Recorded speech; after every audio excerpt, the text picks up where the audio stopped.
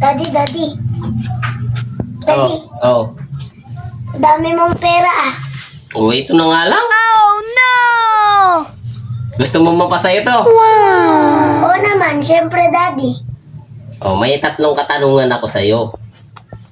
Kailangan mo lang masagot 'yun para mapasayot lahat 'to. Sige. Oh. Unang tanong. Kapag madilim ang bahay, ano yung unang-una mong bubuksan? Syempre, ilaw. Magaling kang bata ka. Oh, 300. Pangalawang tanong. Kapag naiinitan ka, ano yung binubuksan mo sa loob ng bahay? Syempre, aircon tsaka electric fan. Magaling. Oh, may 800 ka na. Pangatlong tanong. Ano yung nagpapagana sa ilaw, electric fan, at aircon? Syempre, kuryente. Ayan, oh. Ilan yan? Bilangin mo. 1,000. 800.